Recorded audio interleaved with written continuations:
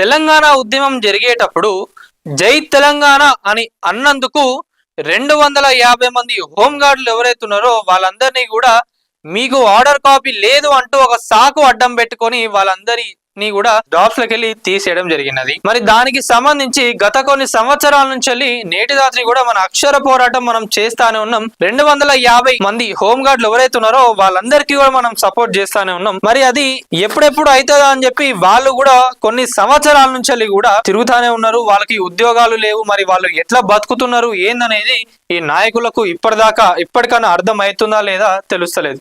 ఈ ముచ్చట మళ్ళీ ఒకసారి మనం ఎందుకు మాట్లాడుతున్నాం అంటే దీని గురించి నేను ప్రతి ఒక్క ఫోటోగ్రాఫ్స్ అట్లనే ఇంకా ఎవరెవరు ఎన్ని కష్టాలు పడ్డారు, ఏ మంత్రులను కలిసిండ్రు, వాళ్ళు ఏం మాట్లాడినరు, అసెంబ్లీలో మేము వాళ్ళందరికీ కొలువులు మళ్ళా ఇస్తాము అని చెప్పిన ఎక్స్ సీఎం కేసీఆర్ గారు కూడా అప్పుడు మాట ఇచ్చిండ్రు. అప్పుడు సీఎం గా ఉన్నప్పుడు కేసీఆర్ గారు కూడా ఉమ్మడి ఆంధ్రప్రదేశ్ రాష్ట్రంలో ఆర్డర్ కాపీ లేదని అన్యాయంగా తొలగించిన హోంగార్డులందరినీ కూడా మళ్ళా విధుల్లోకి తీసుకుంటామని చెప్పి కేసీఆర్ గారు అసెంబ్లీ సాక్షిగా ఎప్పుడు 2018 14th మార్చ్ అసెంబ్లీలో చెప్పడం జరిగినది. ఇది కేసీఆర్ గారు మాట్లాడింది. అప్పుడు బీఆర్ఎస్ ప్రభుత్వం ఉన్నప్పుడు ఎవరెవరు మాట్లాడిండ్రు, ఇప్పుడు ప్రజా ప్రభుత్వం ఉన్నప్పుడు మరి అప్పట్లో రేవంత్ రెడ్డి గారిని కూడా వీళ్ళు కలిసిండ్రు. ఇగోండి ఇక్కడ కేసీఆర్ గారు, మీరే ఇది మీరు మాట్లాడిన ముచ్చటనే వీడియోలు కూడా ఉన్నాయి, చూపిస్తా. హోంగార్డులు అందరికీ కూడా నేటి రాత్రి ఇప్పటి నుంచి కాదు ఎప్పటి నుంచో కూడా సపోర్ట్ చేస్తా ఉన్నది. మీకు మీ జాబ్స్ మీకు వచ్చే వరకు కూడా మేము ఫైట్ చేస్తానే ఉంటాం.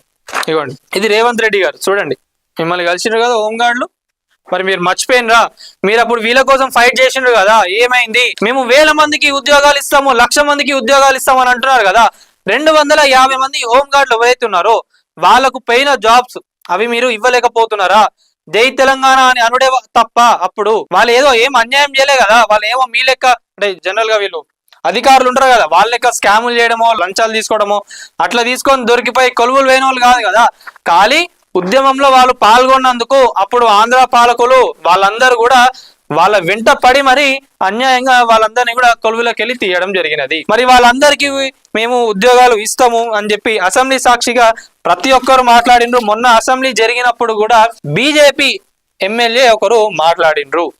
అందుకనే మళ్ళొకసారి ఎవరెవరు మాట్లాడిన అనేది మీ అందరికీ కూడా గుర్తు చేస్తా ఉన్నాము.